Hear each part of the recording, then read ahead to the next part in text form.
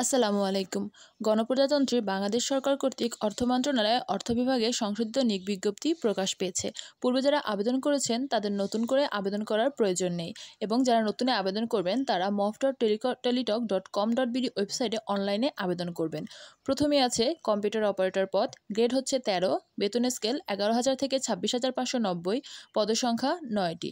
শিক্ষাগত যোগ্যতা কোনো স্বীকৃত বিশ্ববিদ্যালয় হতে বিজ্ঞান বিভাগে স্নাতক সম্মান বা সমমানের ডিগ্রি, কম্পিউটার মুদ্রাক্ষরে প্রতি মিনিটে বাংলায় 25 শব্দ এবং ইংরেজিতে 30 শব্দের গতিসহ সংশ্লিষ্ট বিষয়ে স্ট্যান্ডার্ড অ্যাপটিটিউড টেস্টে উত্তীর্ণ হতে হবে।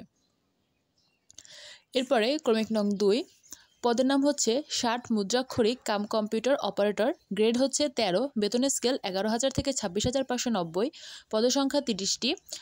শিক্ষাগত যোগ্যতা কোনো স্বীকৃত বিশ্ববিদ্যালয় হতে স্নাতক বা সমমানের ডিগ্রি, কম্পিউটার প্রশিক্ষণ প্রাপ্ত, 60 লিপির সর্বনিম্ন গতি প্রতি মিনিটে ইংরেজিতে 70 শব্দ এবং বাংলায় 45 শব্দ, কম্পিউটার মুদ্রাক্ষরের সর্বনিম্ন গতি প্রতি মিনিটে ইংরেজিতে 30 শব্দ ও বাংলায় 25 শব্দ এবং কম্পিউটার ওয়ার্ড প্রসেসিং সহ ইমেল ফ্যাক্স পরিচালনায় দক্ষতা অভিজ্ঞতা থাকতে হবে। এরপরে হচ্ছে অফিস সহকারী কাম কম্পিউটার মুদ্রাক্ষরিক, গ্রেড হচ্ছে 16, বেতন স্কেল 9,300 থেকে 22,490, পদসংখ্যা 25টি।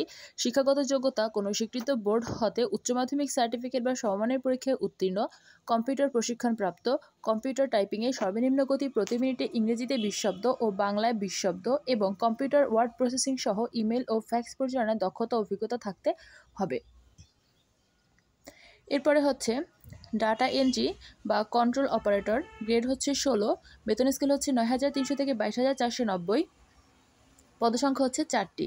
শিক্ষাগত যোগ্যতা কোনো স্বীকৃত বোর্ড হতে উচ্চ মাধ্যমিক সার্টিফিকেট বা সমমানের পরীক্ষায় উত্তীর্ণ এবং কম্পিউটার মুদ্রাক্ষরে প্রতি মিনিটে বাংলা 20 শব্দ এবং ইংরেজিতে 20 শব্দের গতিসহ সংশ্লিষ্ট বিষয়ে স্ট্যান্ডার্ড অ্যাপটিটিউড টেস্টে উত্তীর্ণ হতে হবে।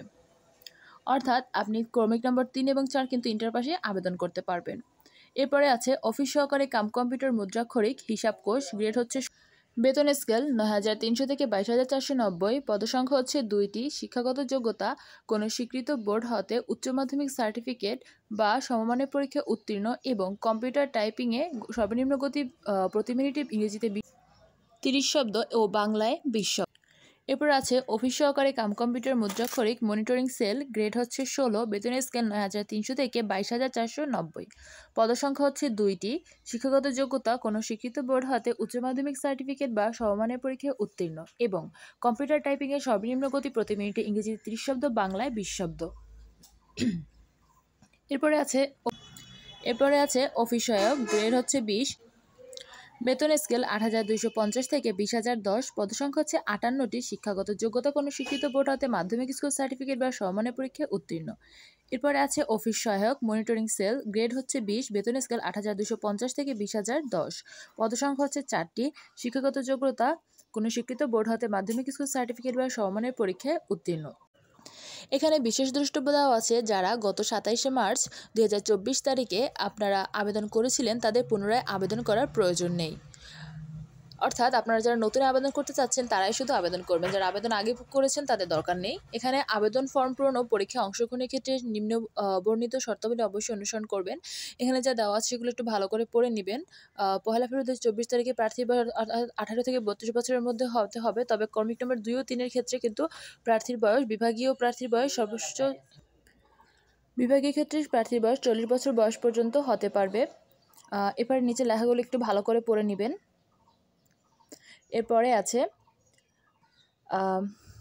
চাকরির আবেদন ফর্মে সকল শিক্ষাগত যোগ্যতা উল্লেখ থাকতে হবে, অন্যথায় চাকরির জন্য নির্বাচিত হলে চাকরির আবেদনে উল্লিখিত সনদ ব্যতীত চাকরির আবেদনের পূর্বে অর্জিত অন্যান্য শিক্ষাগত যোগ্যতা সনদপত্র অন্তর্ভুক্ত করার সুযোগ নেই। আর এখানে বলাই আছে যে সকল পদের পরীক্ষার একই তারিখ অনুষ্ঠিত সম্ভাবনা থাকায় আবেদনকারীদের একাধিক পদে আবেদন না করার পরামর্শ দেওয়া হলো। অর্থাৎ আপনারা চাইলেই কিন্তু একাধিক পদে আবেদন করতে পারেন, কিন্তু আপনারা কিন্তু একটি পদেই পরীক্ষা দিতে পারবেন, কারণ সকল পরীক্ষা একদিনে হওয়ার সম্ভাবনা আছে। তাই আপনারা দেখে শুনে ভালো করে আপনার যেটা মনে হয় সেটাই শুধু আবেদন করবেন। আর এখানে দেওয়া আছে যে যাদের সকল পদের জন্য লিখিত মৌখিক পরীক্ষা গ্রহণ করা হবে, তবে 1, 2, 3, 4, 5, 6 ক্রমিক নম্বরে বর্ণিত পদের জন্য লিখিত ব্যবহারিক পরীক্ষা উত্তীর্ণ এবং 7 ও 8 নংয়ের জন্য লিখিত পরীক্ষা উত্তীর্ণ প্রার্থীরা মৌখিক পরীক্ষার জন্য বিবেচিত হবে। এরপরে দেওয়া আছে আপনার মৌখিক পরীক্ষার সময় কী কী প্রয়োজন আছে, অ্যাপ্লিকেশনের কপি, রঙিন কপি, তারপর হচ্ছে প্রবেশপত্র সকল কাগজপত্রের এক সেট সত্যায়িত ফটোকপি, যা যা দেওয়া আছে সব কিছু ভালো করে পড়ে নেবেন। তারপরে হচ্ছে লিখিত মৌখিক পরীক্ষায় ব্যবহারিক পরীক্ষায় অংশগ্রহণের জন্য কোনো প্রকার ভাতা প্রদান করা হবে না। আর হচ্ছে যদি কোনো পরিবর্তন হয় তাহলে অবশ্যই তাদের ওয়েবসাইটে দেওয়া হবে। অনলাইনে আবেদন পূরণ সংক্রান্ত বিষয়াবলী হচ্ছে আপনাকে যারা আবেদনে ইচ্ছুক তারা http://mof.teletalk.com/bd এই ওয়েবসাইটে আবেদন পূরণ করবেন। আবেদনের সময়সীমা হচ্ছে আবেদন শুরু হবে 19শে ফেব্রুয়ারি 2025 খ্রিস্টাব্দ সকাল 10 ঘটিকা থেকে এবং অনলাইনে আবেদনপত্রের শেষ তারিখ হচ্ছে 16ই মার্চ 2025 খ্রিস্টাব্দ বিকাল 5 ঘটিকা পর্যন্ত। এবং আপনাকে অবশ্যই 72 ঘন্টার মধ্যে টাকা পেমেন্ট করতে হবে। আর অ্যাপ্লাইয়ের সময় আপনাকে 300x300 পিক্সেলের একটি ছবি, তারপর স্বাক্ষর আপলোড করতে হবে। এখানে দেওয়া আছে সব কিছু কত হবে সাইজ, ছবি এবং সিগনেচারের। আপনার আবেদন করতে কত টাকা লাগবে সেটা কিন্তু এখানে দেওয়া আছে। 1, 2, 3, 4, 5 ও 6 নং ক্রমিকের জন্য আপনাকে পরীক্ষার ফি বাবদ 100 টাকা ও টেলিটকের সার্ভিস চার্জ 12 টাকা অফেরতযোগ্য, অর্থাৎ 112 টাকা আপনার লাগবে। এবং 7 ও 8 নং ক্রমিকের জন্য পরীক্ষার ফি বাবদ 50 টাকা এবং সার্ভিস চার্জ 6 টাকা, অর্থাৎ 56 টাকা আবেদনের জন্য লাগবে। এরপরে আপনি যদি বাসায় বসেই অ্যাপ্লাই করতে চান টেলিটক সিম থেকে, এখানে কিন্তু নিয়মাবলী দেওয়া আছে আপনি কীভাবে আবেদন করবেন, এগুলো একটু ভালো করে পড়ে নেবেন। তাহলে বাসায় বসে আপনি নিজেই অবশ্যই টেলিটক সিম থাকলে নিজেই আবেদন করতে পারবেন।